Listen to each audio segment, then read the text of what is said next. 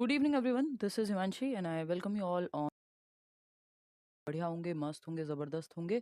एक बार देखो क्लास चल रही है या नहीं। कुछ कनेक्ट में इशू आ रहा था। हमारी टीम जो है अभी तक छठ की छुट्टियों पे ही है। तो हमारे जो टीम मेंबर हैं जो ये सब देखते हैं पीछे से, वो अभी 2 दिन बाद आएंगे, मतलब 31 को।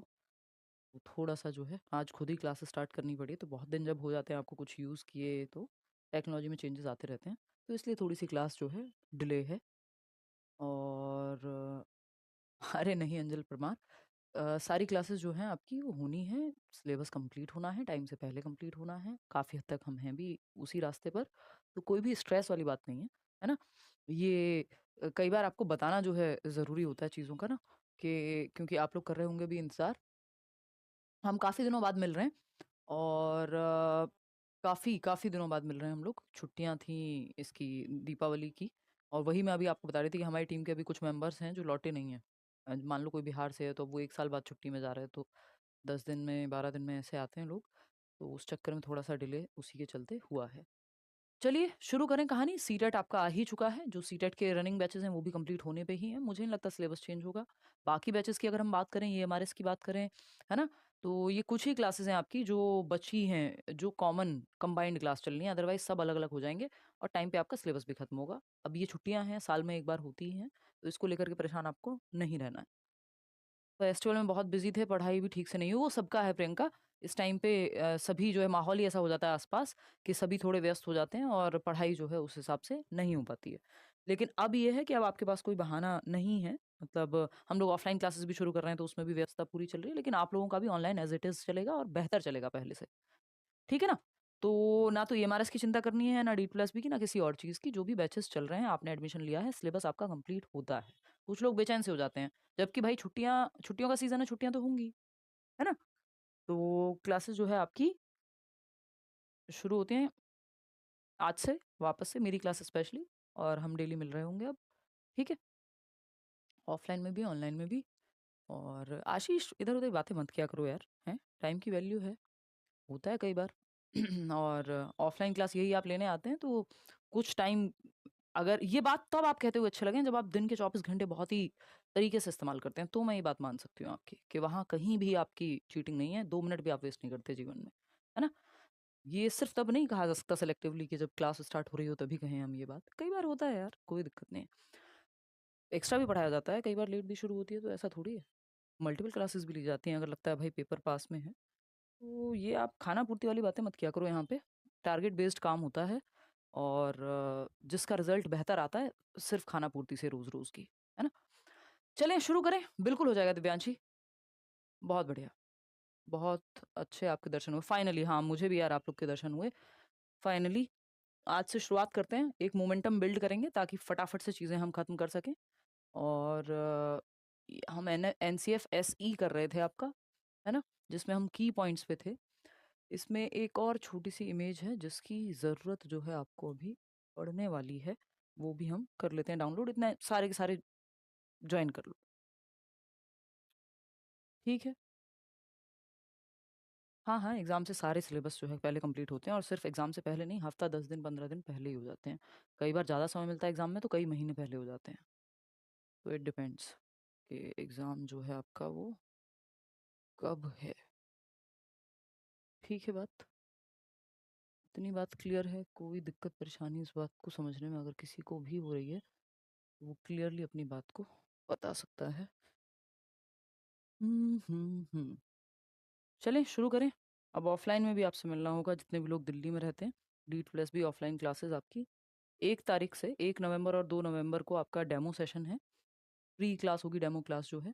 जो लोग दिल्ली में रहते हैं या डी प्लस बी की तैयारी कर रहे हैं वो ज्वाइन कर सकते हैं बिल्कुल खुल करके। ऐसी कोई दिक्कत वाली बात है नहीं। बात सही है। कुछ समस्या लग रही हो तो बताओ यार। 1 मिनट रुकना, मुझे वो इमेज चाहिए जो इसमें शो नहीं हो रही है। हम्म। चलिए भाई, अप्लाई कब होगा सीटेट के लिए? अभी पता नहीं, ये इस बार इनका पहली बार ही है कि जो है दे नहीं रहे हैं आपका इन्फॉर्मेशन बुलेटिन। बहुत रेयर ही ऐसा हुआ है कभी, जितना मैं याद कर पा रही हूँ। ये इस बार जो है दे देंगे जल्दी ही इन्फॉर्मेशन बुलेटिन, जब भी देंगे, और फिर उसके बाद आप जो है अपनी तैयारी कर पाएंगे तसल्ली से। Wait wait wait.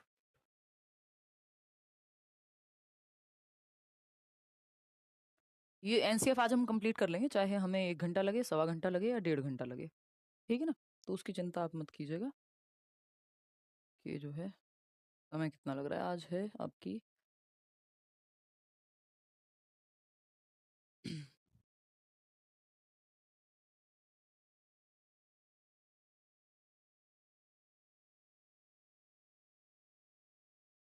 हम्म,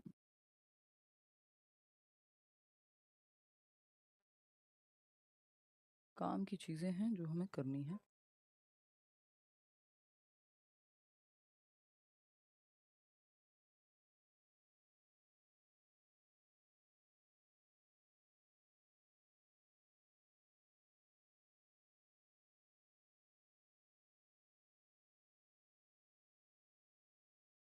सब ने ज्वाइन कर ही लिया मेरे ख्याल में, क्लास आपकी चली गई होगी।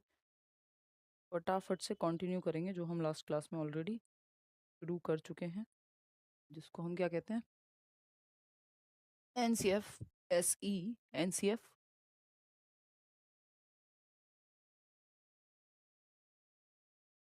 मिल जाएगा, मैं तो वो भी मिल जाएगा, डोंट वरी। नहीं, वो ईशा शॉर्ट में है ईएमआरएस, और जल्दी खत्म होगा वो बैच, तो डी प्लस बी के बैच से काम नहीं चलेगा, है ना? कुछ टॉपिक्स नो डाउट कॉमन है, क्योंकि डी प्लस बी में तो दुनिया जहान का सभी पढ़ना होता है, बट ईएमआरएस में आपको ज़रूरत नहीं है कि आप उतना पढ़ें। तो वो बैचेस इसलिए जो ईएमआरएस का, चाहे वो पेडागोजी का बैच हो, चाहे वो इन जनरल बैच हो, उस पे अब पूरा फोकस है कल से, मतलब आज से ही वो जल्दी खत्म होगा, क्योंकि उसमें टू द पॉइंट चीज़ें पूछी जाती हैं, उतनी बड़ी कहानियां नहीं पूछी जाती जिस तरह डीट प्लस बी या बाकी के एग्जाम्स में आपकी पूछी जाती हैं। ठीक है बात। ऑफलाइन बैच की फीस एंड टाइमिंग के बारे में, 3:30 से 6:30 के बीच में जो है शाम को बैच है, और ये सब आप इंक्वायरी ले लीजिए, जीटीबी नगर ऑफिस ओपन हो गया कल से, वहाँ आकर के, है ना? तो आप ये सब बातें वहाँ जा कर के कर सकते हो। ठीक है बात। कोई दिक्कत परेशानी, दर्द, समस्या?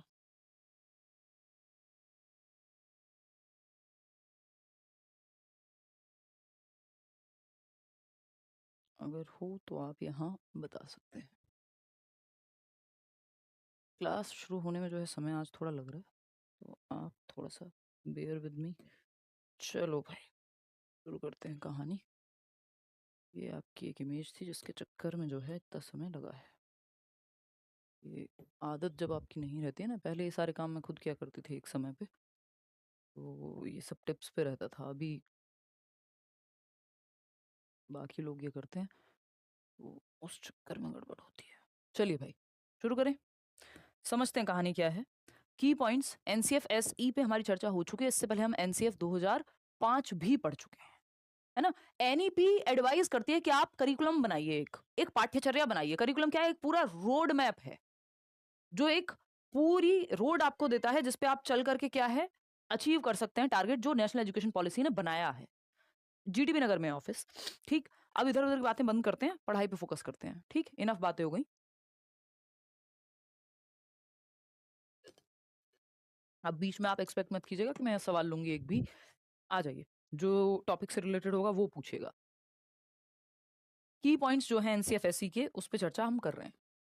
नेशनल करिकुलम फ्रेमवर्क एसई, यानी स्कूल एजुकेशन, 2023 में ये आया, और लास्ट ईयर 2024 में आया वैसे तो, और ये नेशनल एजुकेशन पॉलिसी 2020 ने इसको रिकमेंड किया था, उसकी वजह से इसको लेकर के आ रहे हैं। बात सही है? चलिए चलते हैं। कोर एम्स एंड वैल्यूज, मुख्य उद्देश्य एवं मूल्य, यानी कहना क्या चाहता है मुख्य रूप से एनसीएफ आपका क्या कहना चाहता है, क्या एम्स क्या है, उद्देश्य क्या है, जो मुख्य उद्देश्य है, कोर का मतलब ही है मुख्य, और क्या मूल्य हैं, क्या मूल्य बच्चे में विकसित करना चाहता है, या क्या इसका उद्देश्य है, क्यों हम लेकर के आए हैं एनसीएफ को। तो पहला पॉइंट है, the framework emphasises ethical values, यानी आपके लोकतांत्रिक सिद्धांत या नैतिक मूल्यों की चर्चा होगी, है ना? कि झूठ बोलना सही बात है कि नहीं, गलत बात है ऑफ कोर्स, है ना? अपने फायदे के लिए किसी का नुकसान कर देना, बहुत सारी चीजें हैं। तो the framework emphasises ethical values ethical values को एम्फेसाइज करता है, जोर देता है। डेमोक्रेटिक प्रिंसिपल्स, यानी जैसे आपको जीने का अधिकार है, सामने वाले को भी है, आपको अपनी बात रखने का अधिकार है। ऑफ कोर्स मोनिका, अगर ये आपके बैच में चल रही है क्लास, इसका मतलब ये आपके लिए रेलेवेंट है, अदरवाइज ये होती ही नहीं क्लास आपके बैच में। अब प्लीज इस इधर उधर की बातें नहीं, ठीक है? आ जाओ, ये 2023 है श्री।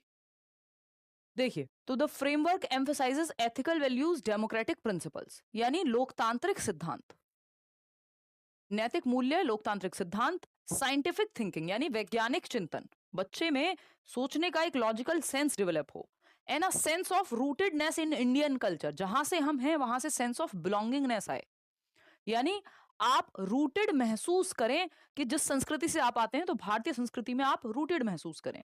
कि कल हमने पूजा की, नए ऑफिस का इनॉग्रेशन था, तो हमने पूजा की, मैं जो है सूट वूट पहन के गई, नॉर्मल जनरली नहीं पहनती हूँ, बहुत रेयर पहनती हूँ कभी, और सबने मिलकर के पूजा की। क्या है, इंडियन कल्चर का पार्ट है, या जिस धर्म संस्कृति में हम पैदा हुए हैं उसका पार्ट है। जरूरी नहीं है कि मैं, I don't know if God exist और नॉट, तो जरूरी नहीं कि जब आप रिलीजियस प्रैक्टिस कर रहे हैं या जो भी कल्चर का पार्ट है वो कर रहे हैं, तो आपको सब कुछ, बहुत सारे लोगों को पता ही नहीं है वो कुछ क्यों कर रहे हैं क्यों नहीं, तो वो लेकिन आपके कल्चर का पार्ट है, तो आप कई बार सेलिब्रेट करते हैं उस चीज को, है ना? दिवाली में एक्चुअल थोड़ी आप, बहुत सारी चीजें आप करते हैं क्योंकि आपके कल्चर का पार्ट है, ठीक? तो द फ्रेमवर्क, जिनको नहीं पसंद वो नहीं करते। The framework emphasises ethical values, ethical values, moral values आए बच्चे में, डेमोक्रेटिक प्रिंसिपल्स हो, यानी बच्चा अपनी बात या व्यक्ति अपनी बात कहे और दूसरे की बात सुन पाए, सबको आजादी हो, सबके अपने अधिकार हो, ठीक है? साइंटिफिक थिंकिंग, यानी एक लॉजिकल ढंग से सोच पाए, क्यूरियोसिटी, जिज्ञासा हो, and a sense of rootedness in Indian culture, क्योंकि बच्चा भारत का है, भारत के लिए बना है ये एनसीएफ, तो वो सेंस ऑफ रूटेडनेस होना चाहिए कि यार मैं जिस संस्कृति से, जिस देश से आता हूं, उसके बारे में, उसके त्योहार, उसके म्यूजिक, लोक गीत, वॉट, ये सब चीजें मुझे आर्ट एंड कल्चर के बारे में पता हो उस देश के। बात सही है नहीं? फिर आते हैं अंजलि नेक्स्ट पॉइंट पे, तो ये कोर वैल्यू है कि बच्चे में scientific thinking, democratic values, ethical values, rootedness in Indian culture, आप जिस संस्कृति से हैं उस पे गर्व आपका आप महसूस करें, या आप बेसिकली उससे कनेक्टेड हो, कि आप देश की बात करते हैं, गांव की बात करते हैं, और आपने गांव देखा ही नहीं कभी, आपको पता ही नहीं इस देश में लोग कैसे रहते हैं, तो फिर कैसे चलेगा? जब आप देखते हैं यूपीएससी में लोग सेलेक्ट होते हैं ब्यूरोक्रेट्स बनने के लिए, तो उनको भारत दर्शन का मौका मिलता है, आपको पता लगे भाई आपका देश की जगह जगहें कैसी हैं, है ना? कितनी डाइवर्सिटी है। नेक्स्ट क्या है, दीज वैल्यूज बच्चों को भी आप अलग अलग एडवेंचर पे या अलग अलग ट्रिप्स पे लेके जाते हो, कि नेशनल पार्क दिखाने ले जा रहे हो, है ना? कल ही एमआरएस का एक इंटरव्यू जल्दी ही आने वाला है, तो टीचर हैं, उनसे हमारी बात हो रही थी, तो वो बता रहे थे कि पेंच नेशनल पार्क है उनके आसपास एमपी में, तो वहां जाते हैं बच्चों को, कई बार भ्रमण के लिए ले जाते हैं। तो ये क्यों हो रहा है? ताकि बच्चा कनेक्टेड महसूस करे अपने आसपास से, ठीक है? चलिए, दीज वैल्यूज एम्ड, और ये सोशलाइजेशन का भी पार्ट है, कि भाई आप पूजा में बैठते हैं तो एक अलग तरह से बिहेव करते हैं, और घर में दोस्तों में बैठते हैं तो अलग तरह से बिहेव करते हैं, ठीक है ना? क्लियर है?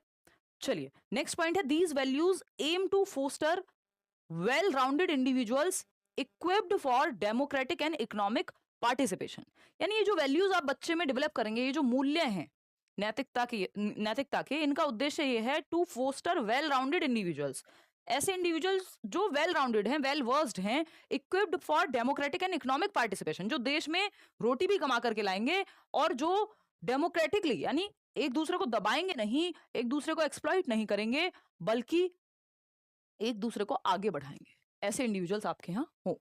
बात सही है? तो इन मूल्यों का उद्देश्य लोकतांत्रिक और आर्थिक भागीदारी के लिए सुसज्जित पूर्ण व्यक्तियों को बढ़ावा देना, जो होल इंडिविजुअल्स है, जिनकी अपनी एक सोच है, जो अपने डिसीजंस खुद लेते हैं, जो काम करते हैं, जो देश में योगदान दे रहे हैं, जो दबा नहीं रहे हैं जहां वो काम कर रहे हैं, कि आप बॉस हैं तो आपके नीचे जितने भी लोग हैं आप उनको जीने ही नहीं देते हैं, है ना? आप सामने वाले की भी बात सुनते हैं और सामने वाला आपकी भी बात सुनता है, एक ऐसा माहौल है जहां सब अपना अपना काम करते हैं, इकोनॉमिक पार्टिसिपेशन भी है, अपनी एक विचारधारा भी है, अपने विचार भी हैं, और उनपे एक्शंस भी लिए जाते हैं, अपने मूल्य भी हैं, यानी अपनी वैल्यूज भी हैं, अपना सही और गलत भी है, अपने प्रिंसिपल्स भी हैं उस व्यक्ति के, तो वो व्यक्ति वेल राउंडेड कहलाएगा फिर, जिसकी अपनी सोच है, जिसकी अपनी एक आइडेंटिटी है, जिसका अपना एक काम है, जो काम करता है ना? चाहे वो आपकी जॉब हो, वट शिद्दत से करता है, तो वो क्या हो गया, हम कहेंगे वेल राउंडेड इंडिविजुअल है, जिसके अंदर ये सारी चीजें हैं, डेमोक्रेटिक है, क्योंकि हमारा जो संविधान है वो डेमोक्रेसी को प्रमोट करता है, कि सब अपनी बात कहें, सबकी बात सुनी जाए, ठीक है ना? इतनी बात क्लियर है? चलिए हरीशा, होता है कभी कभी ऑनलाइन क्लासेस के फायदे हैं तो नुकसान भी बहुत हैं, कि आप देश के किसी भी कोने से, बहुत तो नहीं मतलब जितने फायदे हैं उससे कम ही नुकसान है ऑनलाइन क्लासेस के, कि देश के आप किसी भी कोने से घर पे बैठ के जुड़ पा रहे हैं। आपको 1.5 घंटा ट्रैवल करके नहीं आना है, 1.5 घंटा ट्रैवल करके नहीं जाना है ना। कभी बिजली चली गई क्लास में, कभी क्लास लेट हो गई, कुछ हुआ, तो वो उस सबको नेट नेट अगर आप देखेंगे ऑफलाइन क्लास से कंपेयर करेंगे तो ऑनलाइन में फिर अपने फायदे नुकसान हर चीज के होते हैं। तो थोड़े से जब नुकसान होते हैं, मान लो क्लास कनेक्ट नहीं हो रही, कोई सर्वर में दिक्कत हो गई, कुछ हो गया किसी दिन, और या थोड़ा टाइम लग गया किसी क्लास में, तो उसमें रोने मत लग जाया करो, है ना। हर चीज के फायदे नुकसान होते हैं। करिकुलम स्ट्रक्चर एंड पेडागोजी, तो अभी हमने कुछ चीजों की बात की कि कैसे एक लोकतांत्रिक इंडिविजुअल को तैयार करे, जो आपका करिकुलम है इस तरह का हो, है ना, जो फ्रेमवर्क है वो उस तरह का हो जिसमें एथिकल वैल्यूज बच्चे में डेवलप हो, डेमोक्रेटिक प्रिंसिपल्स हो, साइंटिफिक थिंकिंग आए, इंडियन कल्चर से कनेक्टेड वो महसूस करे। ऐसा नहीं है वो एलियन बातें करे, उसको पता ही नहीं है हमारे देश में लोग कैसे जी रहे हैं, कैसे चीजें होती हैं, कब इलेक्शंस होते हैं, कौन से त्योहार हैं, कुछ नहीं पता देश के बारे में ही, वो नहीं होना चाहिए। करिकुलम ये बच्चे में आपको डेवलप करना है, इसलिए आप पढ़ रहे हैं क्योंकि सबको टीचर्स बनना है। करिकुलम स्ट्रक्चर एंड पेडागोजी, पाठ्यचर्या संरचना और शिक्षा शास्त्र, यानी करिकुलम स्ट्रक्चर, पाठ्यचर्या की संरचना कैसी हो, पेडागोजी यानी पढ़ाने का तरीका कैसा हो, साइंस ऑफ टीचिंग या आर्ट ऑफ टीचिंग हम कहते हैं, या यानी बच्चे को आप पढ़ाएंगे कैसे, आर्ट ऑफ टीचिंग या फिर साइंस ऑफ टीचिंग,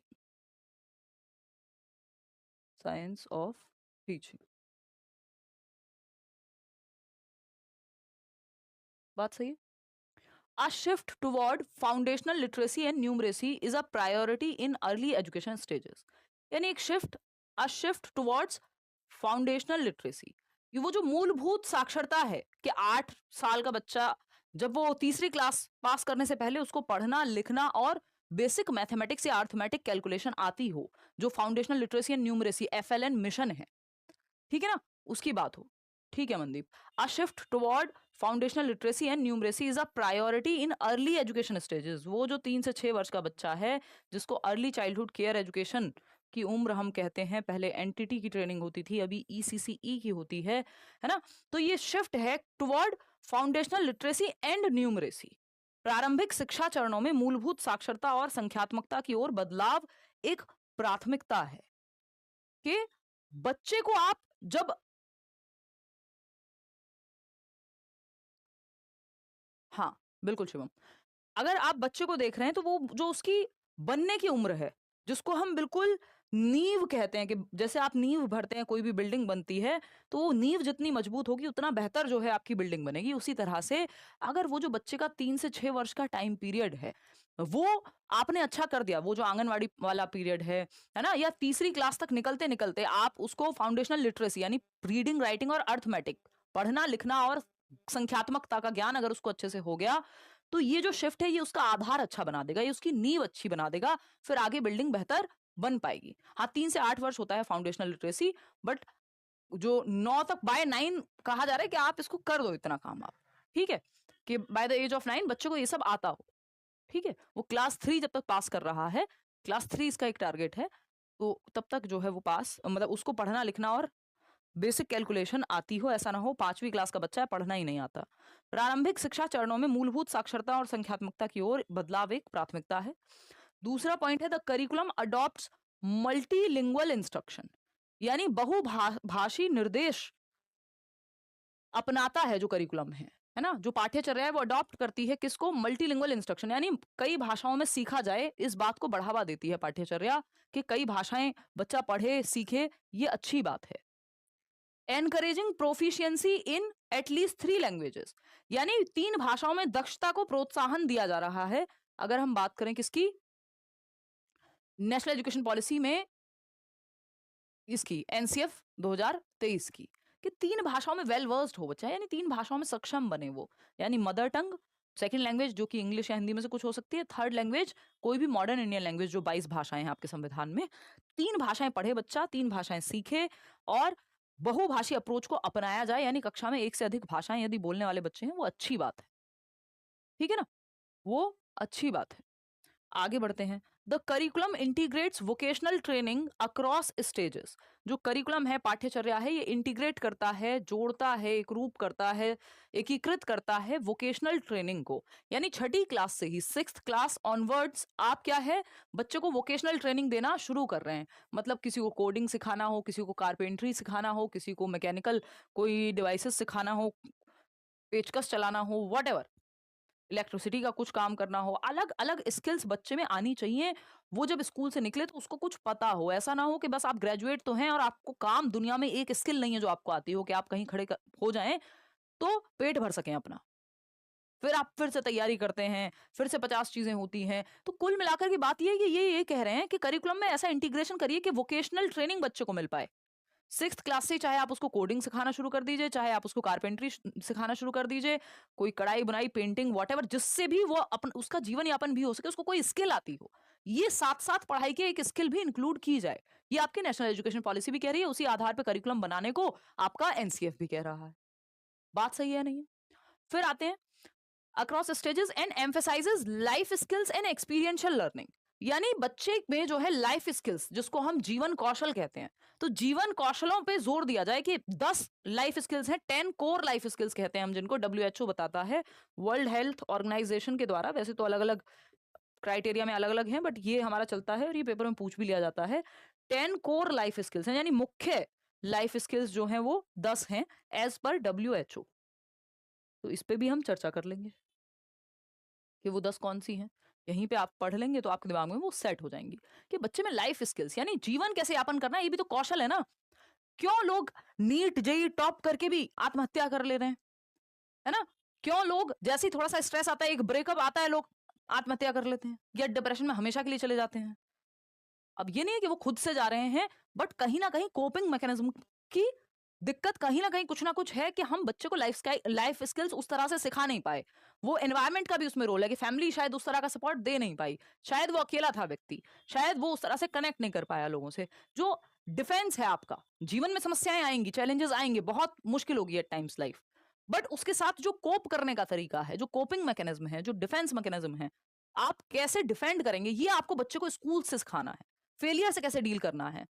वो बच्चे जो जिंदगी भर टॉप कर रहे हैं, बेस्ट से बेस्ट नौकरियां कर रहे हैं, जो पाया ही पाया है बस लाइफ में, जैसे ही जरा सा भी एक छोटा सा भी सेटबैक आता है, हिल जाते हैं, संभाला नहीं जाता। एक लड़की छोड़ के जाती, पागल हो जाते हैं। छोटी चीज नहीं है वो किसी का छोड़ के जाना, बट आई एम सेइंग आपको कोप तो करना ही है। आपके जीवन में सबसे जरूरी जीवन है, ये हम बच्चे को सिखा नहीं पाते, है ना? The most important thing in life is life itself. तो ये लाइफ स्किल से आएगी, ये सब बातें जो हम पेडागोजी में बहुत बार पढ़ रहे होते हैं। ये सब्जेक्ट आपको जॉब तो दिलाता ही है, बट ये आपको जीना भी सिखाता है काफी हद तक। ठीक। तो जब हम बात करें तो करिकुलम इंटीग्रेट्स वोकेशनल ट्रेनिंग, यानी जिससे वो कमा खा सके, कुछ एक स्किल उसके पास हो सकता है उसमें वो बहुत अच्छा करे। सिनेमेटोग्राफी सिखाओ आप बच्चे को, वीडियोग्राफी सिखाओ, कितनी चीजें हैं जो वो सीख सकता है। 6th क्लास ऑनवर्ड्स ही आप उसको कोई प्रैक्टिकल स्किल सिखाओ। कुल मिला के बात ये है, ठीक है? तो the curriculum integrates vocational training across stages and emphasises life skills and experiential learning. Emphasise किस पे करता है करिकुलम? लाइफ स्किल्स पे। जो 10 मुख्य कौशल हैं जीवन के, उस पर अभी हम चर्चा करेंगे, ठीक है ना? एंड एक्सपीरियंशियल लर्निंग यानी अनुभवात्मक अधिगम। बच्चे को एक्सपीरियंस दे करके सिखाओ, रियल लाइफ से जोड़ो। ऐसा नहीं है सिर्फ थियरी पढ़ पढ़ के वो है ग्रेजुएट हो गया, पोस्ट ग्रेजुएट हो गया, ईगो बहुत बढ़ा ली, लेकिन जीवन में करने को कुछ कहो तो आता नहीं है। आलोक सिंह कह रहे हैं हाँ मैम, मेरा भांजा भी ऐसे ही सुसाइड कर लिया जून में। सोचो कितना एकदम दिल दहल जाता है अंदर से। क्योंकि ये छोटी बात नहीं है ना, कोई नंबर नहीं है कि किसी ने सुसाइड कर लिया तो ये बस एक डेटा है जो आपको बताया जाए या आप एक अखबार में देख लें। एक रियल लाइफ जीता जाता है, इंसान जाता है, और जो फैमिली मेंबर्स हैं, आसपास के लोग हैं, वो जीवन भर उस चीज से शायद निकल नहीं पाते। जबकि कई बार कुछ हद तक रोल इन्हीं सब फैक्टर्स का भी होता है कि वो एनवायरनमेंट कई बार उतना सपोर्टेड महसूस ही नहीं करा पाता, या बचपन से हमने ऐसा रेस में लगाया है बच्चे को कि बस दूसरों को हराना उसका जीवन का टारगेट है, जीवन जीना नहीं। तो ये सब मिलके कई बार इस तरह की चीजें निकल के आती हैं। तो वो लाइफ स्किल में आता है कि आप स्ट्रेस के साथ कैसे कोप करेंगे जब जीवन में स्ट्रेस आएगा, प्रॉब्लम कैसे सॉल्व करेंगे। प्रॉब्लम हर एक स्टेज पे आएगी, आप कुछ भी बन जाइए, है ना? आप प्राइम मिनिस्टर तक बन जाइए, हर दिन आपको पता भी नहीं किस लेवल के चैलेंजेस वो पोजीशन पे होते हैं, जो नॉर्मल आदमी सोच भी नहीं पाता। समझ पा रहे हो? तो यहाँ पे 3 मुख्य बातें हमने समझी कि करिकुलम ऐसा बनाओ जिसमें एकीकरण हो, इंटीग्रेशन हो, इंक्लूजन हो, समावेशन हो। किसका? वोकेशनल ट्रेनिंग का। क्योंकि भाई शेर को भी शिकार तो करना ही होता है, खाएगा व्यक्ति को कुछ तो खाना होगा ना जीवन में, कुछ तो कोई स्किल होगी आपके अंदर, तो क्रिएटिविटी भी आपकी जमती है, आपका जीवन आपको जो है एक पर्पस मिलता है। तो ये जरूरी है कि वोकेशनल ट्रेनिंग हम बच्चे की 6th क्लास ऑनवर्ड्स शुरू करा दें। एम्फेसाइजेस लाइफ स्किल्स, इस लाइफ स्किल्स पे बहुत जोर हो स्कूल में सिखाया जाए। अभी दिल्ली गवर्नमेंट ने कुछ सालों पहले, अभी नहीं पता मुझे कि चल रहा है कि नहीं, हैप्पीनेस करिकुलम ऐड किया था कि बच्चे जो है डिप्रेशन बढ़ रहा है या ये सब चीजें, खुश कैसे रहना है इसके लिए भी हमें सिखाना है। ये भी आर्ट है, जीवन जीना आर्ट है। हलवा नहीं, अपने आप सब कुछ स्वीट नहीं चलता रहेगा कि बहुत अच्छा लगेगा, एफर्ट मारना पड़ता है। कई बार आपका मन नहीं है तब भी आप जा रहे हैं कहीं पे सोशलाइज करने, है ना। हाँ देखो, अब रागिनी कह रही है कि मम्मी कहती हैं तुमसे एक जॉब नहीं हो रही, तुमसे कुछ नहीं होगा। अब हमारे यहाँ माहौल इतना बढ़िया है कि घर वाले ही आपको इतना बढ़िया महसूस करा देंगे जीवन में कि आपको जरूरत ही नहीं है दुश्मनों की कई बार। अब फैमिली के फायदे हैं, नुकसान भी बहुत हैं। तो वो मतलब, अब जब इस तरह की बातें आप सुनते हो तो सोचो ना, जो व्यक्ति रोज ये सुन रहा है, जरूरी नहीं है वो सबके लिए मोटिवेशनल फैक्टर हो कि हाँ इनको तो मुझे जवाब देना है, करके दिखाऊंगा या करके दिखाऊंगी। कुछ लोग डिप्रेस हो जाते हैं, नहीं कोप कर पाते वो उतने नेगेटिव एनवायरनमेंट के साथ। तो ये घर घर की कहानी है। तो आपको लाइफ स्किल्स इस समय पे सीखनी होंगी, अपने आप को अपना दोस्त बनाना होगा। अभी 10 लाइफ स्किल्स हैं, उनको डिस्कस करेंगे। टीचर्स को भी आनी चाहिए, हर व्यक्ति को आनी चाहिए लाइफ स्किल्स भाई। एक्सपीरियंशियल लर्निंग, अनुभवात्मक अधिगम, व्यक्ति अनुभव लेके सीखे, सिर्फ रट्टाफिकेशन करके, रोट लर्निंग करके ना सीखे। तो ये जो कोर लाइफ स्किल्स हैं, एक बार मैं रिवाइज करा देती हूँ। मतलब रिवाइज क्या है, ये मुख्य 3 कैटेगरी में बटी हुई हैं। बस एक बार पढ़ लोगे याद हो जाएंगी, बहुत भारी कुछ नहीं है इसमें। ये WHO ने आइडेंटिफाई किया है, इनको 3 कैटेगरी में आप विभाजित करके देख सकते हो। वो 3 कैटेगरी कौन सी हैं? सोशल स्किल्स, टोटल 10 स्किल्स हैं, इनको 3 कैटेगरी में बांट दिया। ठीक है। सोशल स्किल्स यानी सामाजिक कौशल, भाई सामाजिक प्राणी है ना मनुष्य एक, तो समाज में कैसे रहेंगे उसके कौशल, सामाजिक कौशल, ये सामाजिक कौशल की कैटेगरी में आ गए। फिर आपका जो बी है या सेकंड कैटेगरी है थिंकिंग स्किल्स की, जिसमें बच्चे की थिंकिंग पे जोर होगा। चिंतन, चिंतन कौशल, चिंतन कौशल। ठीक है। नेक्स्ट कैटेगरी है इमोशनल स्किल्स की, यानी सांवेगिक कौशल। भाई मनुष्य में संवेग हैं, इमोशंस हैं, हम कोई रोबोट्स थोड़े हैं। तो उनको कैसे मैनेज करना है, वो स्किल्स आपको आती हैं या नहीं, आप अपने इमोशंस के प्रति अवेयर हैं कि नहीं है, जागरूकता आप में है कि नहीं है। कई लोगों को पता ही नहीं होता उन्हें चाहिए क्या। सांवेगिक कौशल हम में से बहुतों को नहीं पता होता, बट आपको वो फिर पता लगाने की प्रक्रिया है। ठीक है ना, इतनी बात क्लियर है। रियल स्ट्रेस ज्यादा ले रहे हो, समझ कम रहे हो उसका मतलब। हाँ तो बेस्ट करो अपना, शिवानी हर व्यक्ति अपना बेस्ट दे। देखिए, तो सामाजिक कौशल यानी सोशल स्किल्स में ये 4 स्किल्स हैं, एक एक करके समझते हैं। सेल्फ अवेयरनेस, इसको हम कहते हैं स्व जागरूकता। बस इसको सुनते जाना कहानी की तरह। ठीक है। स्व जागरूकता, सेल्फ अवेयरनेस। क्या है सेल्फ अवेयरनेस? आप खुद को कितना समझते हैं, आपका इंटरेस्ट, आपका एप्टीट्यूड, आपका एटीट्यूड, मतलब किन चीजों में आपकी रुचि है, किन चीजों को करने की क्षमता आपके अंदर है। हो सकता है आप कैमरा में बहुत अच्छा कर सकते हो, लेकिन आप लगे पड़े हैं तैयारी में ही। हो सकता है परिस्थिति कई बार ऐसी होती है, लेकिन कुल मिला के हमें बच्चे में तो, स्पेशली आपकी स्थिति हो सकता है जो भी हो, लेकिन आपको बच्चे में तो ये डेवलप करना है, और खुद में भी होनी चाहिए कि सेल्फ अवेयरनेस। आप खुद को कितना जानते हैं, आप खुद को कितना जानते हैं, सेल्फ अवेयरनेस कितनी है आपके अंदर, है ना। आपकी स्ट्रेंथ, आपकी वीकनेस, इन सबको कितना समझते हैं, आपके किस तरफ आप मेहनत करेंगे तो बेहतर हो पाएगा। कहाँ जाके आप डिमोटिवेट हो जाते हैं तो उसके साथ कैसे कोप करना है, अपने किसी दोस्त का सहारा लेना है, ग्रुप स्टडी करनी है ना। कई बार आप एंग्शियस महसूस कर रहे होते हैं, तो उस सब स्थिति में आपको देखना है कि कहाँ समाज से मुझे सपोर्ट मिलेगा, अच्छा फैमिली से नहीं मिल रहा, बाहर से मिलेगा तो वो ढूंढना है। मतलब कुल मिलाकर के जीवन में जो लक्ष्य है वो है आपका सर्वाइवल अच्छे से हो पाए। सीटेट के लिए कोई एज लिमिट नहीं होती। तो सेल्फ अवेयरनेस यानी स्व जागरूकता। अगर आप खुद को ही नहीं जानते, अगर मुझे पता ही नहीं है मेरा इंटरेस्ट क्या है, तो मैंने किसी को देखा तो मैंने फैशन शुरू कर दिया, है ना। मैंने रणवीर सिंह को देखा, अरे मैं तो आज से यही करूंगी, मुझे भी अच्छा लग रहा है, इस पे अच्छा लगता है। तो आपको खुद की स्ट्रेंथ, खुद का इंटरेस्ट, मेरी रुचि किस तरफ है, मेरी स्ट्रेंथ क्या है, क्या मुझे पसंद है, क्या मुझे नहीं पसंद है, अपनी लाइकिंग डिसलाइकिंग सब कुछ, आपके इमोशंस, कब आपको गुस्सा आता है, कब आप खराब महसूस करते हैं, क्या करके आपको अच्छा लगता है, क्या आपकी प्राइमरी वैल्यूज हैं, मूल्य क्या है जीवन के, परिवार महत्वपूर्ण है, दोस्त महत्वपूर्ण है, पैसा महत्वपूर्ण है, काम महत्वपूर्ण है क्या, या फिर इन सबका बैलेंस। तो ये सेल्फ अवेयरनेस जब तक नहीं होगी, आपको पता ही नहीं है किस रास्ते पे चलना है। तो बच्चे में सेल्फ अवेयरनेस डेवलप करा पाना कि आप खुद को जान पाए, अपनी स्ट्रेंथ, अपनी वीकनेस, अपने इंटरेस्ट को जान पाए। इफेक्टिव कम्युनिकेशन, यानी प्रभावी संप्रेषण जिसको हम कहते हैं। प्रभावी संप्रेषण क्या है? प्रभावी संप्रेषण है आप बेहतर तरीके से अपनी बात को कम्युनिकेट कर पाए।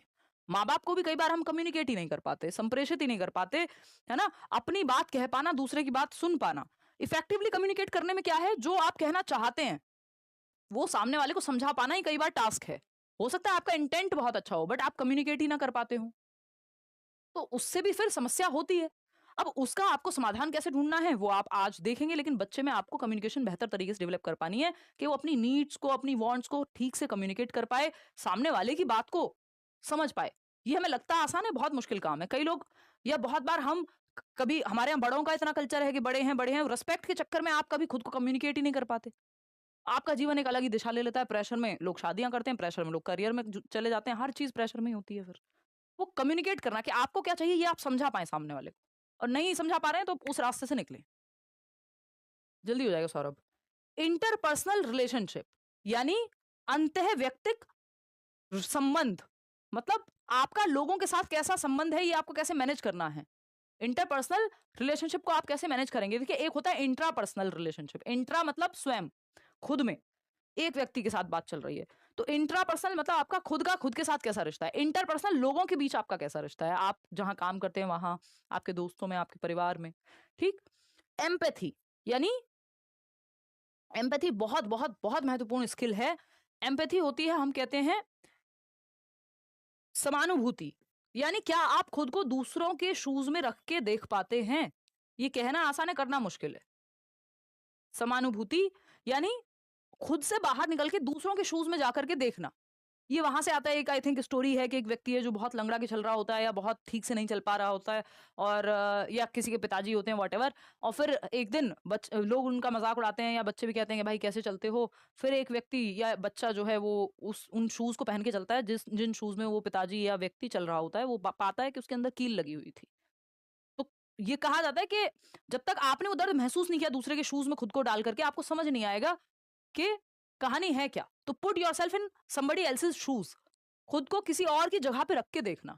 सिर्फ ये नहीं कि अच्छा, अब इसमें बहुत क्लियर है, जिन्होंने कभी डेथ देखी है आसपास, एक एग्जांपल है जो मैं बहुत बार देती हूँ, जिन्होंने जीवन में कभी परिवार में या किसी क्लोज वन को खोया है, उनको एग्जैक्टली एम्पैथाइज कर सकते हैं वो, कि डेथ कैसी फील होती है। जिनका ब्रेकअप कभी हुआ है उनको पता है कि ब्रेकअप पेनफुल हो सकता है या कैसा दर्द दे सकता है।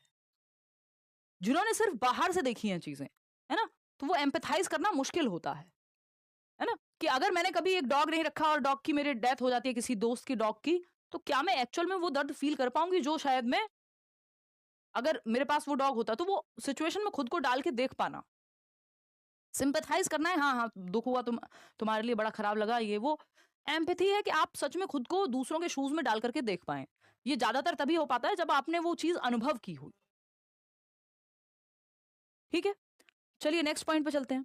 तो सोशल स्किल्स में आ गया सेल्फ अवेयरनेस। बच्चे में सेल्फ अवेयरनेस यानी स्व जागरूकता डेवलप करना, उसके अंदर क्या स्ट्रेंथ है, क्या वीकनेस है, ये सब उसे पता हो। इफेक्टिव कम्युनिकेशन है यानी बेहतर तरीके से संप्रेषण। ठीक है ना। अरे भाई, बाल गोपाल क्या कर रहे हो यार, पढ़ लो यार, क्यों टाइम वेस्ट कर रहे हो अपना और मेरा। कह रहे हैं आपकी वजह से बैच लिया, आप गायब रहती हैं। कहाँ गायब रहती हूँ, छुट्टी के टाइम पे छुट्टी होगी ना। और कभी छुट्टी करती हूँ तो अनाउंस करके करती हूँ। कौन सा टीचर है दुनिया में जो कभी छुट्टी नहीं करता भाई। कमाल करते हो। आ जाओ इधर। और अब मस्त क्लास चल रही है, इनको पढ़िए, चलो ये कर लेते हैं। पढ़ लो यार। आधे ज्यादा सीरियस लोग तो कमेंट भी नहीं करते हैं कभी। देखो एक बार, सेल्फ अवेयरनेस यानी स्व जागरूकता, खुद को जानता है व्यक्ति। इफेक्टिव कम्युनिकेशन, आप ठीक से अपनी बात कह पाए और दूसरे की बात सुन पाए। ये सोशल स्किल्स में आ रही है, क्योंकि जहां भी टू वे इंटरेक्शन है या समझना शामिल है, वो सोशल स्किल्स का पार्ट है। खुद को समझना, दूसरे को समझना। तो self awareness, effective communication, interpersonal relationships.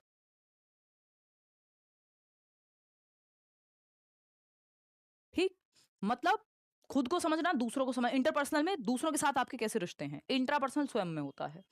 Empathy यानी खुद को दूसरों के शूज में आप डाल करके देख पाते हैं। अगर ये सब स्किल्स आपके अंदर हैं, आप लड़ते झगड़ते नहीं दिखेंगे ज्यादा, है ना। आपको नेविगेट करना आ जाएगा दुनिया में, निकलना आ जाएगा, आपको तरीके आ जाएंगे कि कैसे डील करना है। अब आप चोर से बहुत ऑनेस्टी की बात करेंगे तो जरूरी नहीं उसको समझ में आए, तो आपको समझ आ जाता है किसके साथ सर मारना है, किसको समझाना है, किसको नहीं। समझ पा रहे हो। तो अगर हम बात करते हैं एग्जैक्टली ज्योति, तो आप समझ पाएंगे वो चीज। सोशल स्किल्स यानी सामाजिक कौशल, आपके अंदर समाज में डील करने की क्षमताएं, ये चार स्किल सोशल स्किल में आती हैं। बाकी के हम 4 स्किल्स और पढ़ते हैं, टोटल 10 स्किल हमें पढ़नी है। थिंकिंग स्किल्स, जहां बच्चे की सोच विकसित करने की बात आएगी, थिंकिंग प्रोसेस को डेवलप करने की बात आएगी, चिंतन प्रक्रिया। तो क्रिएटिव थिंकिंग, कुछ अलग सोचना, कुछ आउट ऑफ द बॉक्स सोचना। हम बच्चे को ऐसे एक्टिविटीज में इन्वॉल्व करें कि वो कुछ हट के कुछ नए समाधान लेकर के आए, कुछ डिफरेंट सोच पाए।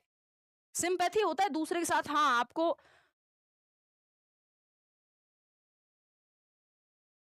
कि हाँ जी, आप समझते हैं सामने वाले के साथ बुरा हुआ है व्हाटएवर, बट आप वो महसूस एक्चुअल में कब कर पाएंगे? जब एम्पैथी कर पाएंगे।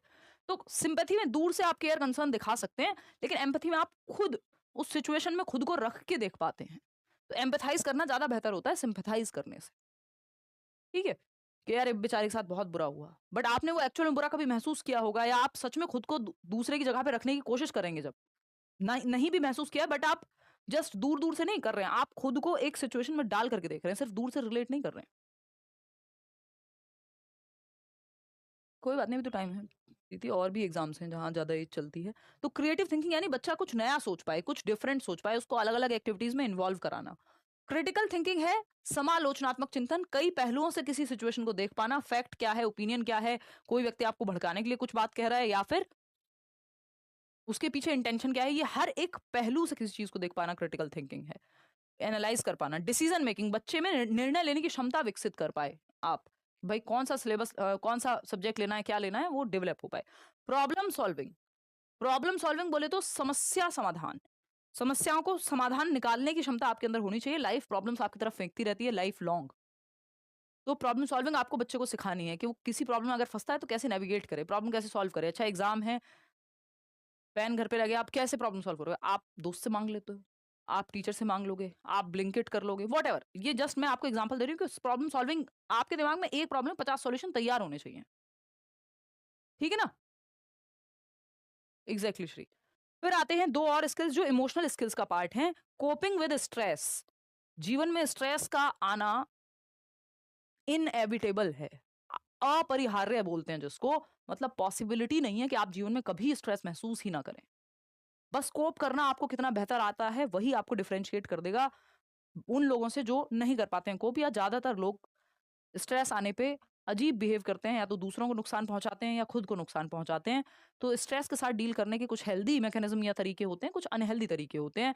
स्मोकिंग, ड्रिंकिंग, गाड़ी तेज चलाना, गुस्सा करना लोगों पे, है ना, खुद को हार्म पहुंचाना, खुद का ख्याल ना रखना। वो जो आप देखते हैं जैसे ब्रेकअप होता है हीरो का, कबीर सिंह टाइप, तो वो क्या क्या करता है, दूसरों को नुकसान पहुंचाना, ये सब अनहेल्दी कोपिंग मैकेनिज्म है। यानी कोप करने का तरीका, डील करने का तरीका आपका स्ट्रेस के साथ कैसा है। हेल्दी कोपिंग मैकेनिज्म कौन से हैं? जिम जा रहे हैं आप, एक्सरसाइज करते हैं, म्यूजिक सुनते हैं, आर्ट, पेंटिंग, प्लेस देखने जा रहे हैं, मतलब जिससे आपका नुकसान नहीं हो रहा, जिस चीज से, वो आपका डील। किसी दोस्त से बात कर ली, कुछ जर्नल कर लिया, यानी लिख लिया डायरी में, अपने भावों को एक्सप्रेस कर दिया, अपनी भावनाओं को, अपनी फीलिंग को। तो ये हेल्दी कोपिंग स्ट्रेटजीज हैं। जो शुरुआत वाली बताई, ज्यादातर लोग उस तरफ ही जाते हैं, क्यों? क्योंकि वो आसान है।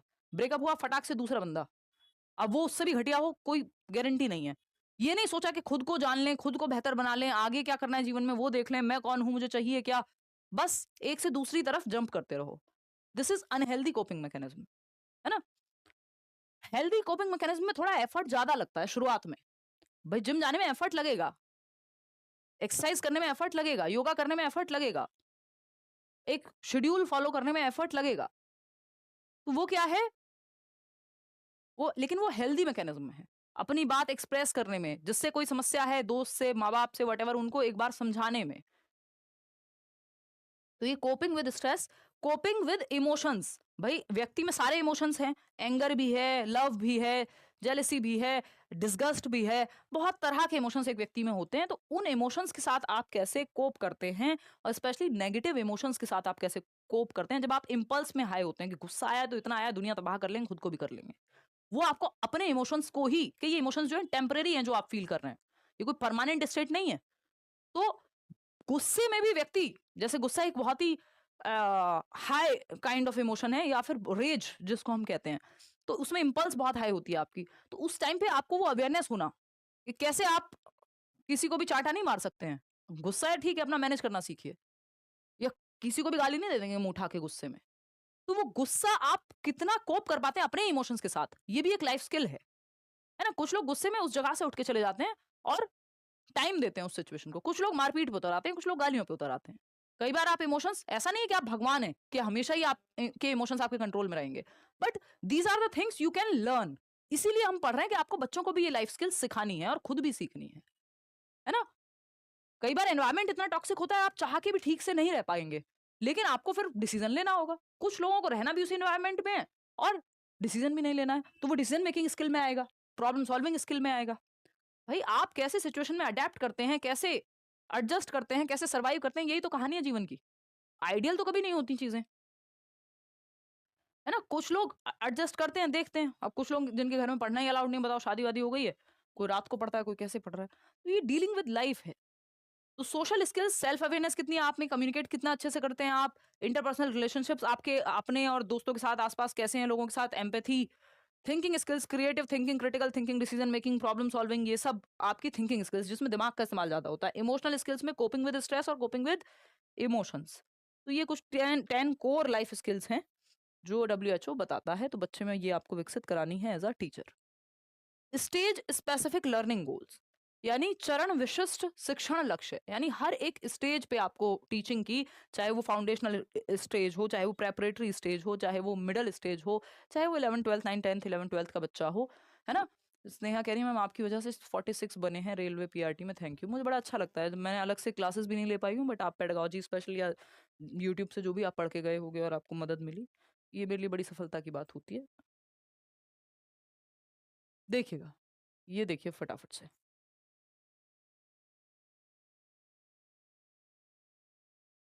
हाँ, देवांश कह रहे हैं। हाँ, बिल्कुल, बिल्कुल आलोक, कि पॉज़िटिव वेज़ में लगा दिया मैंने नेगेटिव थॉट्स को। बिल्कुल, वो आपको दिशा देनी होगी, है ना?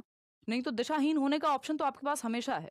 आपके जीवन में हमेशा 2 रास्ते तो होते ही हैं, कि या तो आप सब कुछ तबाह करके बैठ जाएँ, बिल्कुल नेगेटिव साइड चूज़ कर लें, या फिर पॉज़िटिविटी की तरफ या रास्ता ढूँढें कि कैसे डील करना है उस सिचुएशन से।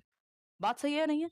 कोई दिक्कत, परेशानी, दर्द, समस्या इस बात को समझने में अगर किसी को भी हो रही है, तो आप ये बात बिल्कुल बता सकते हैं। इतने आप अब तक जो पढ़ा है, किसी के मन में कोई डाउट हो उसको लेकर के, आज जो हमने पढ़ा है वो आप पूछ सकते हो। आपका रिंग मुझे दे दीजिए। वेरी गुड, दे देंगे। और बताओ? ये सिर्फ़ टीचर स्टूडेंट्स में ही होता है। ये बाकी कहीं नहीं होता दुनिया में, है ना? ये कोई रैंडम इंसान को नहीं कहोगे आप। ये जो एक कनेक्शन का रिलेशनशिप है वो टीचिंग में ही आप महसूस कर पाते हो इस लेवल का। आपको भी पता है कौन रिंग ले रहा है, मुझे भी पता है आप कहाँ लेने आ रहे हो, लेकिन वैसे ही, है ना?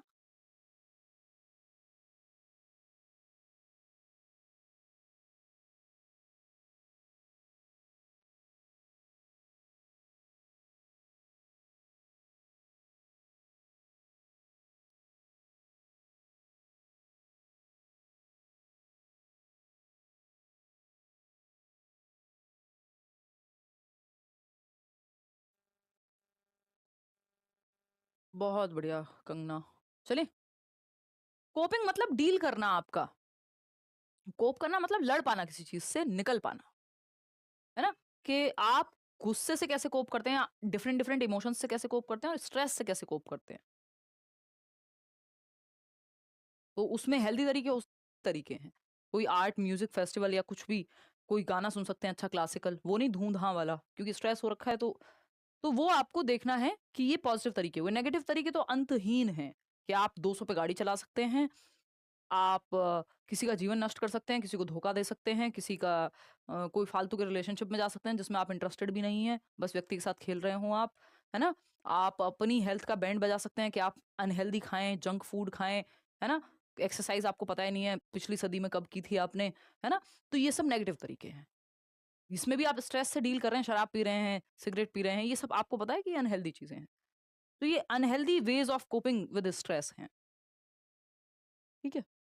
आकृति कह रही है आप स्ट्रेस से कोप करने के लिए क्या करती हो? यही सब करती हूँ यार, मतलब कोशिश करती हूँ हेल्दी की तरफ ही रहूँ, बट कई बार होता है आपका मन नहीं होता, कुछ भी करने का, ऐसा भी फेज़ आया है या आता है लाइफ में कभी, है ना?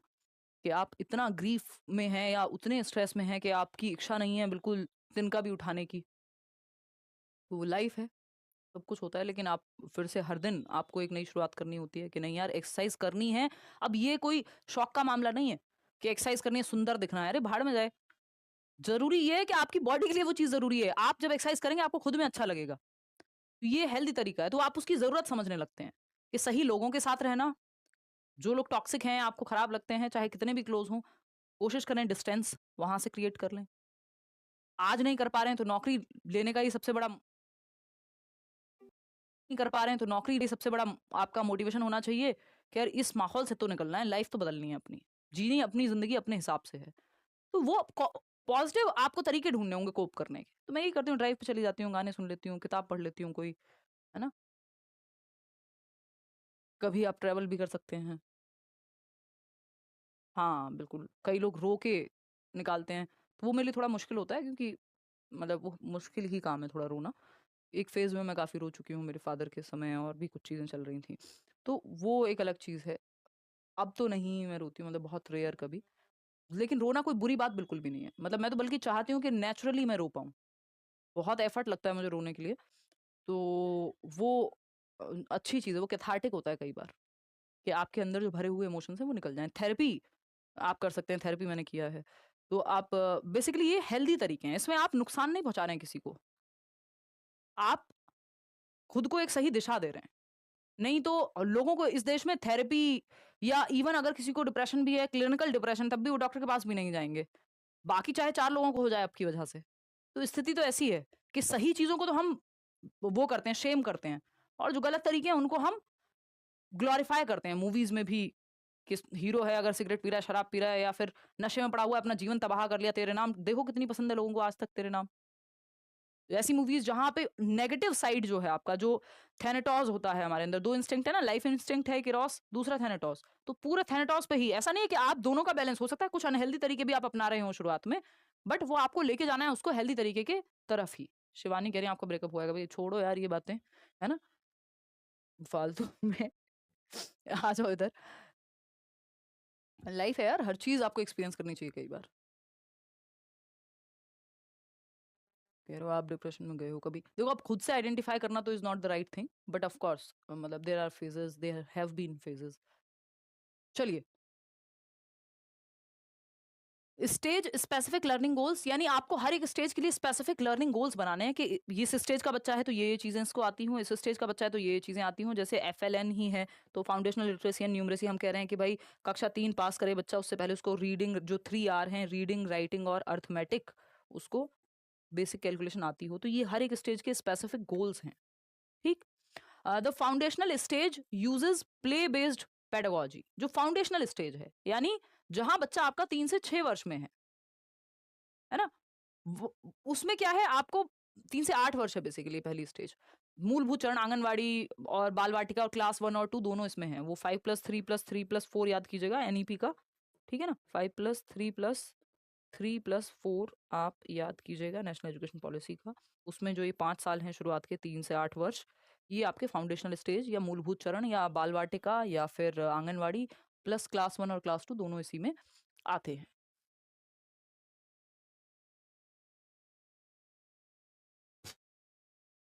Thank you Vijay Kumar. अब क्या ही कर सकते हैं, ये आपका नज़रिया है। एक टीचर्स को तो एग्ज़ाम्पल्स देने ही पड़ते हैं यार, उसमें क्या कर सकते हैं, है ना? और आप अपने जीवन से अगर उदाहरण नहीं देंगे, तो फिर सबसे बेहतर है कि आपने जो एक्सपीरियंस किया है, उससे आप डायरेक्ट रिलेट करके पढ़ाएँ या जो आस-पास आप देख रहे हैं, वो पढ़ाएँ, वो मैं करती हूँ, है ना? The foundational stage uses play based pedagogy यानी मूलभूत चरण खेल आधारित शिक्षा शास्त्र। The preparatory stage introduces structured subjects. जो प्रेपरेटरी स्टेज है, जो आपकी सेकंड स्टेज जिसको हम कह देते हैं, ठीक? जिसमें आपका 3rd, 4th, 5th क्लासेस आती हैं। तो स्ट्रक्चर्ड सब्जेक्ट यानी वहाँ पे प्रॉपर आप सब्जेक्ट्स नहीं, तो फाउंडेशनल स्टेज में क्या है प्ले बेस्ड पेडागोजी है। यानी बच्चों को आपको खेल-खेल में सिखाना है।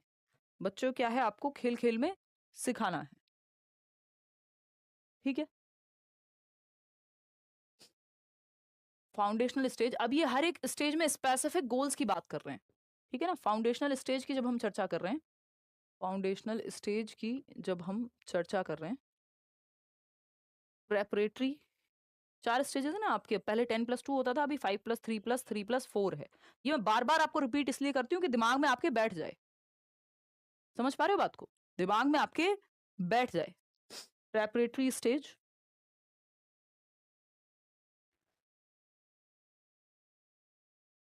फाउंडेशनल स्टेज, प्रेपरेटरी स्टेज, मूलभूत चरण जिसको हम कह रहे हैं।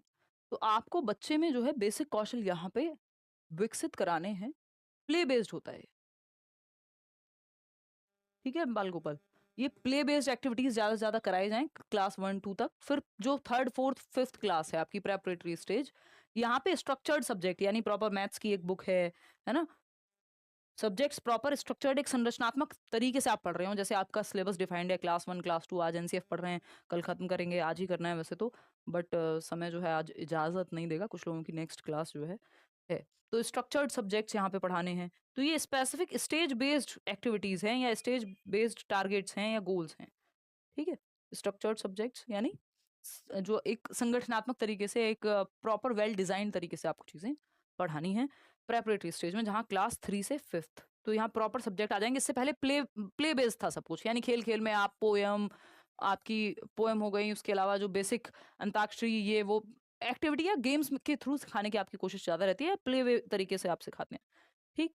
ये क्लास 3rd 4th 5th, यहाँ आपकी नर्सरी आंगनवाड़ी कह लो आप, या बाल वाटिका आंगनवाड़ी, प्लस क्लास 1 और 2 का बच्चा, प्लस क्लास 1 और 2 का बच्चा, ये फाउंडेशनल स्टेज में आता है, 3 से 8 वर्ष।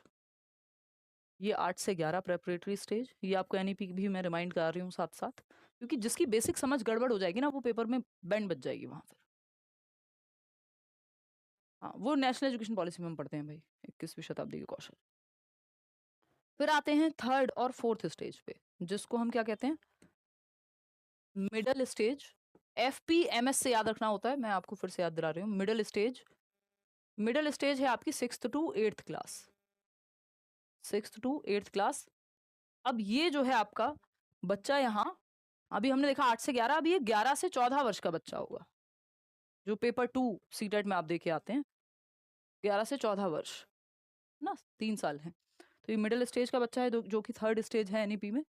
और इसके बाद आपकी आएगी 4th स्टेज, जिसको आप सेकेंडरी स्टेज कहते हैं, 9th to 12th, secondary stage 9th to 12th, 9th to 12th, ठीक। ये आपका 14 से 18 वर्ष, और 18 वर्ष के बाद स्कूल आपका खत्म हो जाता है। आइडियली हो जाना चाहिए, लेकिन कुछ केसेस में चीज़ें वेरी कर सकती हैं, ठीक है। कर चुकी हूँ चालू, वो कराऊंगी मैं, डोंट वरी। तो ये आपको स्टेज का पता होना चाहिए, ये आपको हर एक एग्जाम में काम आने वाली चीज़ है। कि अगर आपको इवन पता, तो आपको इतना होना चाहिए कि आप बच्चा देखें और उसकी एज पता लगा लें, है ना। मेरा इस चीज़ में काफ़ी एक्सपीरियंस हो गया है, ये कर करके, देख देख के, पढ़ पढ़ के, ये आपसे हो जाएगा बहुत ईजिली। जैसे आप टीचर बनेंगे ना, तो भी आप काफ़ी हद तक पता लगा लोगे। बट बेटर तो ये है,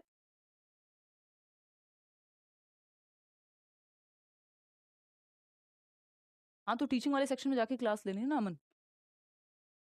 अभी शुरुआत में ही बताया था अंकित, कहाँ क्यों नहीं ज्वाइन करते हो क्लास भाई। एनईपी एक पूरी पॉलिसी है जो देश में किस तरह से एजुकेशन चलनी चाहिए, पॉलिसी बता रही है या रिकमेंड करिए कि एक एनसीएफ बनाओ, एक करिकुलम फ्रेमवर्क बनाओ, एक ढांचा बनाओ कि करिकुलम कैसा होगा, सिलेबस कैसा होगा, क्या एक्टिविटीज होंगी, और भी 50 चीजें पॉलिसी कह रही है।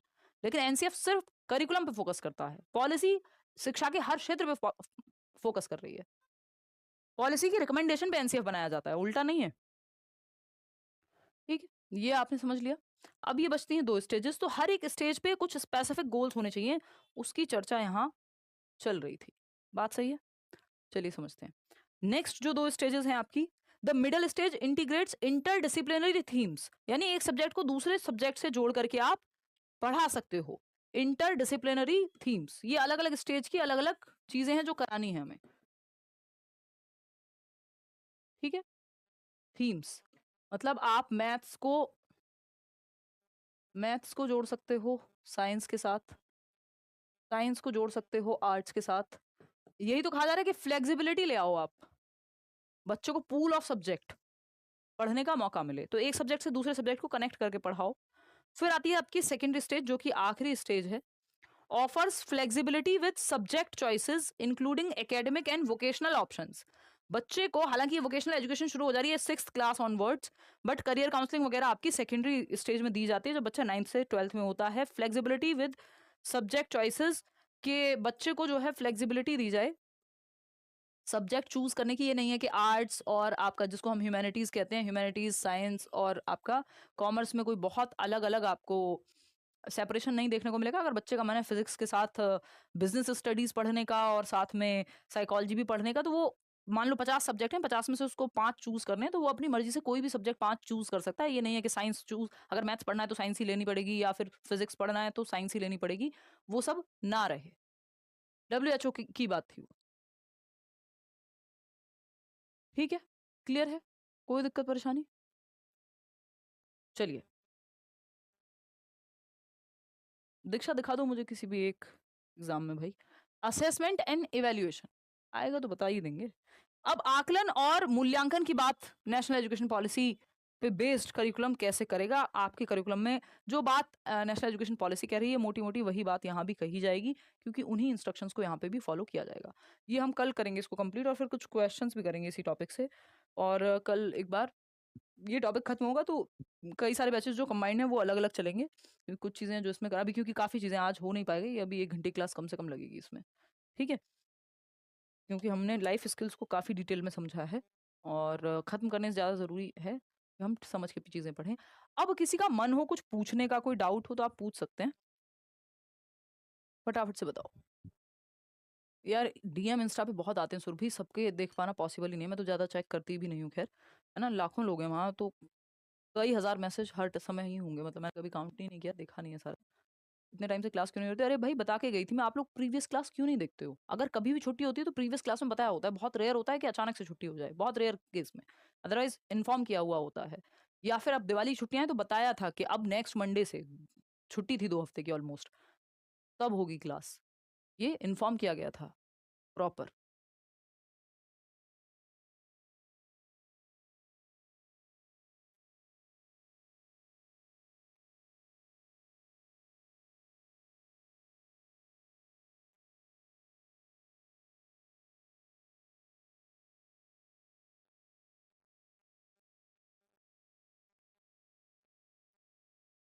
कोई कह रहा है बाल वाटिका और anganwadi not a formal school. नहीं भाई, वो अब इंक्लूड कर लिया, उसको भी RT में भी इंक्लूड कर लेंगे कि 3 से 18 वर्ष के बच्चे को इंक्लूड किया जाए, है ना। वो स्टेज में उन्होंने इंक्लूड कर लिया है कि यही नींव ही खराब हो जा रही बच्चे की जब हम 6th क्लास से ही सारी एजुकेशन शुरू कर रहे हैं तो। उससे पहले है, लेकिन इसको भी अब उतना ही महत्व दिया जाए बाल वाटिका को, इसलिए इंक्लूड किया है पूरा। 3 साल से ही शुरू कर दिया बच्चों को इंक्लूड करना। तो फॉर्मल नहीं है, ऐसा नहीं है कि फॉर्मल नहीं है, वो पार्ट है। ये हमारे चल तो रहा है भाई विजय, ये उसी का तो पार्ट है, पढ़ना तो है ही ये। ऑफलाइन बैच का कुछ बता दो। ऑफलाइन बैच का सिंपल है यार। ऑफलाइन बैच है आपका, आप वैसे तो GTB नगर गेट नंबर 3 जो मेट्रो स्टेशन है उसका गेट नंबर 3 के पास ऑफिस है, करियर विल टीचिंग लिखा हुआ है in collaboration with let's learn, वहां जाके भी पता कर सकते हो। अदरवाइज या तो मैं एक नंबर आपको दे दूंगी, नहीं तो आपका 1 नवंबर को, Nov 1 और 2 यानी 1 और 2 को शाम में 3:30 से 6:30 मेरी ही डेमो क्लास है सबसे पहले, बाकी टीचर्स की आपको मिलेगी। ये मॉडल टाउन फेज 1 में इजी जिम जिम है उसके पास में है ना। ये आपको बता देंगे जल्दी ही। ये फ्री है डेमो क्लास सभी के लिए, तो आप बिल्कुल अटेंड कर सकते हैं। 3-3 घंटे की 2 डेमो क्लासेस हैं, फ्री क्लास होगी ये सबके लिए। तो इस ये अटेंड करके भी आप डिसाइड कर सकते हैं कि आपको एडमिशन लेना है नहीं लेना है, वॉट एवर। ठीक है, बट ये मैंने आपको एडवांस में बता दिया। बाकी एक नंबर मैं आपके साथ शेयर कर रही हूँ, जिनको जो है लगता है कि, 1 मिनट रुको, जिस जिस पे आप इंक्वायरी ले सकते हैं, मतलब कॉल करके।